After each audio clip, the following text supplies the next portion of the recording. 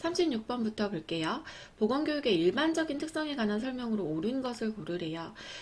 보건교육의 내용은 교육자의 요구에 따라 선정하는 게 아니라 우리가 피교육자의 요구에 따라 선정을 해야 합니다. 그리고 보건교육 실시할 수 있는 장소가 한정되어 있거나 그러진 않고요. 보건교육은 쉬운 것에서 어려운 것으로 실시해야 합니다. 4번이 정답이죠. 보건교육은 지역사회 포괄적이고 중요한 업무이고요. 내용은 우리가 구체적인 게 먼저죠. 구체적인 것에서 추상적인 것으로 실시해야 합니다. 37번 볼게요. 보건교육 시 교육자와 대상자들 간의 관계를 형성하고 대상자의 학습 동기를 높여줘야 하는 단계는 우리 도입 단계죠. 도입 단계, 전개, 그리고 종결 단계를 꼭 알고 있어야 되죠. 중심적인 교육이 들어가기 전에 대상자들과 관계 형성, 주의집중, 동기부여하는 단계는 도입.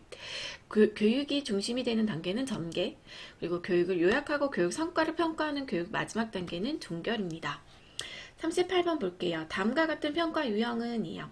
초등학생에게 심폐소생술을 교육한 후에 평가 기준 점수인 80점 이상의 학생에게 수료증을 모두 발급한 건 절대평가를 말하죠. 그럼 39번 보겠습니다. 노인 환자에게 인슐린 주사 방법을 교육한 후 환자 스스로가 안전하고 정확하게 인슐린 주사를 수행하는지 평가하기 위한 방법은 관찰법이죠. 40번 볼게요. 지방행정조직에 대한 보건복지부 업무에 해당하는 것은 3번이죠. 보건에 관한 기술을 지도 감독합니다. 우리나라 보건행정체계는 이원적인 구조를 이루고 있죠. 보건행정체계가 행정적인 면에서는 행정안전부, 보건기술 지도 및 감독적인 면에서는 보건복지부로 이원화되어 있어 보건행정활동에 어려움이 있다라고 했습니다. 그러면 41번 볼게요. 다음에서 설명하는 보건의료의 시설은 이에요. 설치 목적, 보건의료 취약지역인 보건의료 서비스 접근성을 제고하고 법을 볼게요. 법은 농어촌 등 보건의료를 위한 특별조치법에 의해 설치된 건 보건진료소죠. 우리나라 보건사업 업무를 최말단에서 담당하고 있는 보건행정기관에는 보건지소, 보건진료소가 있습니다. 벽오지, 지역사회 간호에서 중추적인 역할을 하는 보건의료 인력은 보건진료 전담 공무원이라 하고요. 보건진료 전담 공무원 제도는 1차 보건의료 사업을 위한 실천 방안의 하나로 농어촌 벽지의 의료 서비스 수준을 향상시키고 의료 균점을 실현하기 위해서 1981년도에 도입이 되었습니다. 42번 볼게요. 보건의료 체계 구성 요소 중 인력, 시설, 장비, 지식의 기술 범주로 분류되는 것은 3번 조직, 자원, 보건의료 자원의 개발이죠. 3번이 정답입니다. 그리고 우리 43번 볼게요. 우리나라 노인장기 요양보험 제도의 서비스 대상자는 이요. 장기요양급여 대상자는 65세 이상 노인 또는 65세 미만으로 노인성 질병을 가진 자로서 일상생활을 혼자서 수행하기 어려운 노인에게 급여를 제공하죠. 그래서 우리 2번이 정답이죠. 파킨슨병, 노인성 질환이죠.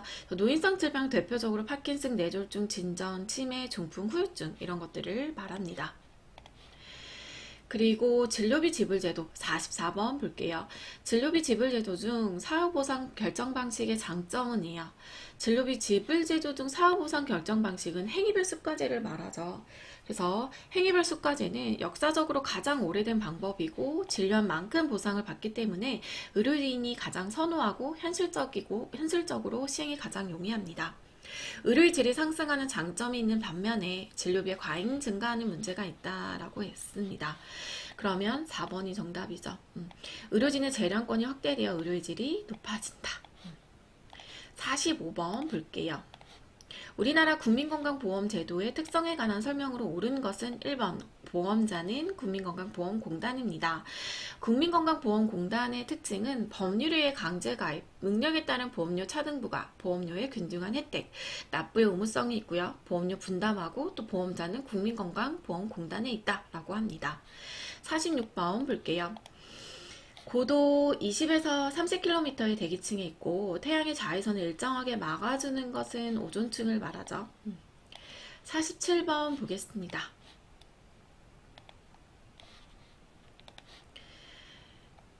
다음에서 설명하는 대기오염 현상이란입니다. 공장이나 자동차 배기가스에서 배출된 산화물이 대기 중에 산화되어 있다가 지상으로 강화하여 생태계 교란이나 산림 형태화, 그리고 철제 구조물 부식 등의 피해를 주는 것은 우리 잘 알고 있죠? 산성비입니다. 기온 역전 현상은 일반적으로 대륙권 내에서는 고도가 높아질수록 기온이 내려가야 하는데, 이와 반대로 고도가 높아질수록 기온이 높아져서 고도가 높은 곳이 하층부보다 기온이 높아지는 현상, 기온 역전 현상이다 라고 합니다. 열섬 현상은 주변의 온도보다 높은 특별한 기온 현상이에요. 그래서 대도시 지역에서 국지적으로 나타나고요. 황사 현상은 작은 모래, 미세먼지가 하늘을 떠다니다가 상층 바람을 타고 멀리까지 날아가 떨어지는 현상, 시정장애나 호흡기 질환, 눈질환, 알레르기를 유발합니다. 지구 온난화 현상은 지구 대기 내의 이산화탄소와 수분이 축적이 되어 지구 복사선을 흡수함으로써 태양열과 복합하여 대기의 온도를 상승시키는 작용을 합니다. 산림의 평형이 깨지며 빙하 감소, 해수면 상승, 어류의 이동 경로 변화, 바다 생태계 변화가 나타납니다. 47번은 1번 정답이었죠. 우리 48번 볼게요. 어패류를 먹은 다음날 설사, 복통, 구토, 발열을 호소할 때 의심할 수 있는 것은 이요. 장염, 비브리오죠. 그래서 장염, 비브리오 5번이 정답입니다. 여름철 어패류 섭취나 식기류 잘 닦지 않을 때, 그리고 절인 식품에서 많이 발생한다. 웰치균은요, 토양에 분포되어 있고, 살모넬라는 건조에 강하며 자연계 환경에서 비교적 오래 생존되어 있는 것이고요. 그리고 포유류, 조류의 장관에 복용되어 있고, 날고기나 알 등이 원인 식품이다. 보툴리노스는 우리 땅속에 분포하고 있는 현기세균이고, 사망률이 높고 통주름, 소시지 등의 식품에 강한 독소를 만드는 것입니다. 그러면 49번 볼게요. 도시 하수처리법의 순서는 이어 1번 스크린, 침사지, 침전지 활성 온입법이죠. 스크린은 철제 막대기를 2.5cm 이상 간격으로 수로 밑에 밑면에 경사지게 배치해서 부유 고용물을 제거하기 위한 처리 방법이고요. 침사지는 수로의 폭을 넓히고 하수의 유속을 느리게 해서 무거운 무기물질을 침전시키는 방법을 말합니다. 침전지는 물의 속도가 완만해지도록 설계되어 있는 조를 통과할 때 물속에 분수물이 가라앉는 현상. 활성 온입법은 예로스 자체로도 문제를 만들어내요. 온이란 호기균을 풍부하게 함유하는 것을 말하고, 이 온이를 하수에 주입하고 공기를 내보내서 잘 섞으면 수중 부유물의 처리가 잘 되는 것입니다. 그래서 스크린, 침사지, 침전지, 활성 온입법 순으로 도시 하수 처리를 한다라고 보시면 돼요. 50번 볼게요. 산업피로에 관한 설명으로 옳은 것은 5번이죠. 적절한 휴식과 충분한 영양 섭취로 예방하는 것이 중요하다. 5번이 정답입니다. 산업피로는 정신적, 육체적, 그리고 신경적인 노동 부하에 반응하는 생체의 태도예요. 산업피로의 결과 생산성이 저하되고 재해 건수가 증가합니다.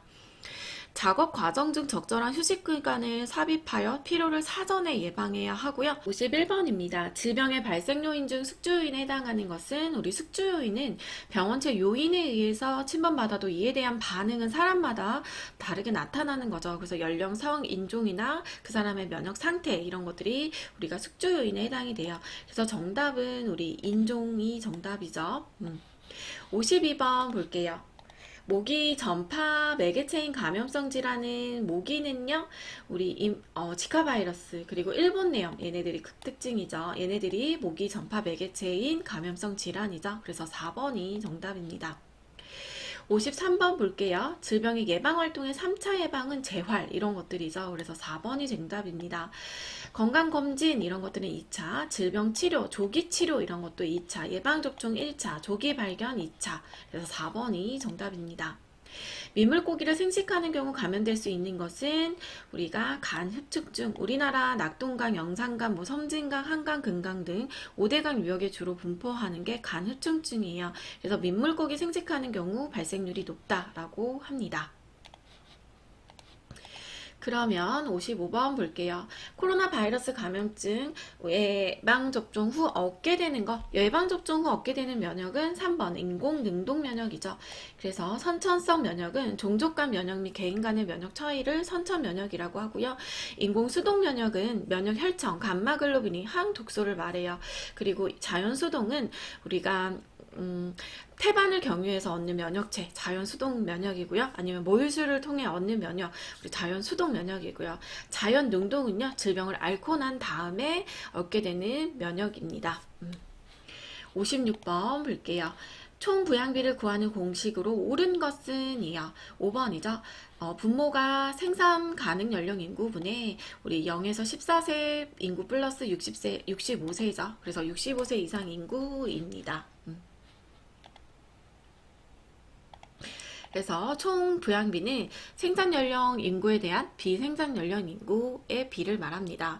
생산 연령 인구가 높다는 것은 고령 인구가 증가를 의미하고요. 곧 고령 인구의 부양비도 증가한다는 뜻이다 라고 보시면 됩니다. 57번 볼게요. 모자보건법상 모자보건 사업의 대상자의 정의는 이요.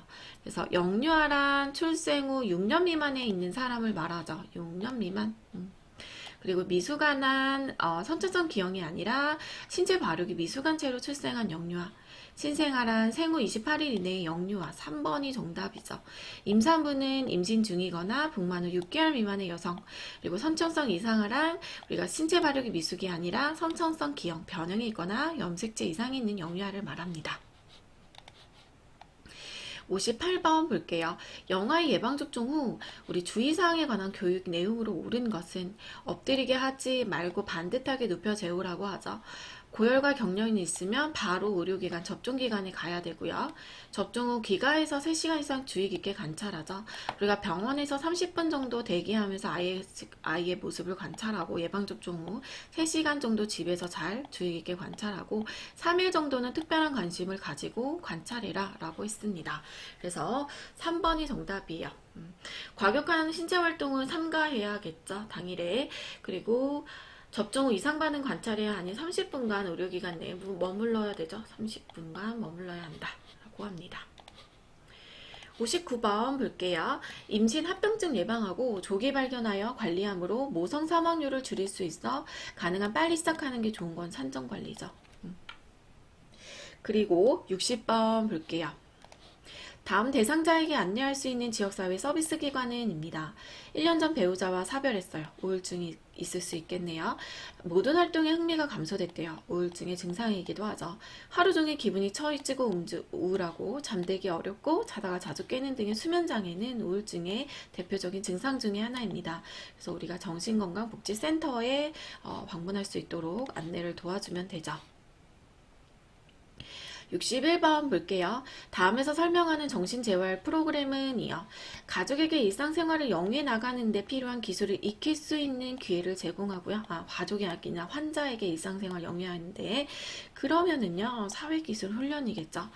그리고 정신장애로 인한 결핍된 인간관계 개선 및 독립적 생활을 필요한 기술을 교육하고 증상관리, 대인관계 스트레스 관리 교육이 대표적이다. 사회기술 훈련이 정답입니다.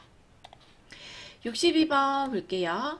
노인보건 사업이 필요한 이유는 무엇이냐라고 하면 노인 인구 증가, 진료비도 증가, 평균 수면 증가, 만성질환 유병률 증가입니다. 5번이죠. 노인의 일상생활 수행 능력 감소입니다. 63번 볼게요. 간호조무사의 가정방문 활동으로 목적으로 옳은 것은 이에요. 가족 단위로 한 건강관리죠. 3번이 정답입니다. 그래서 가정방문의 목적은 상황에 가장 적합한 실제적이며 효율적인 보건교육을 실시할 수 있는 방법이고 가족을 단위로 우리가 한 건강관리 및 가정 실정에 맞는 서비스 제공하는데 그 목적이 있다라고 합니다. 그럼 64번 노인장기 요양 3등급 판정을 받은 대상자의 가족이 부득이한 사유로 일주일 집을 비워야 할 때 대상자에게 우선적으로 제공할 수 있는 재가급여의 서비스는 단기보호를 말하죠. 65번 볼게요. 의료법에서 정의하는 의료인으로 묶인 것은 의사 3분, 간호사 2분이죠. 그래서 의사, 한의사, 치과의사, 조산사, 간호사 4번이 정답이죠. 이거는 간호사 국가고시에서도 물어보는 것이기 때문에 꼭 반드시 중요하게 알고 계셔야 합니다. 그럼 66번 볼게요. 건강증진, 정신건강증진 및 정신질환자 복지 서비스 지원에 관한 법률상 2번의 종류는 이에요. 2번의 종류. 정신질환자로 추정되는 사람으로 자신의 건강 또는 안전이나 다른 사람에게 해를 끼칠 위험이 큰 사람을 발견한 사람은 그 상황이 매우 급박하여 응급 입원이죠. 2번이 정답입니다. 67번 결핵 예방법상 전염성 결핵 환자에 대해서 적개겁이나 그 밖의 사람들과 접촉이 많은 업무에 종사하는 것을 일시 제한하는 사람은 시장군수 구청장입니다. 68번 구강보건법상 주 1회 양치하는 경우 우리가 0.05%이죠. 불소 용액의 농도는 양치액의 몇 퍼센트냐라고 합니다.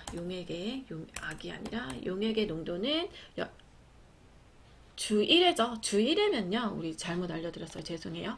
매일이면 0.05, 주 1회는 0.2%이죠. 그래서 정답은 5번입니다. 죄송해요.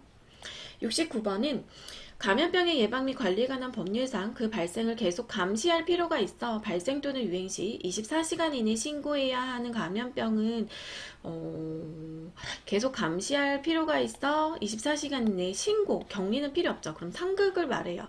상급은 우리가 쥐와 모기에 관한 우리 감염병이 주로 이루어요. 그래서 우리 4번이 정답입니다.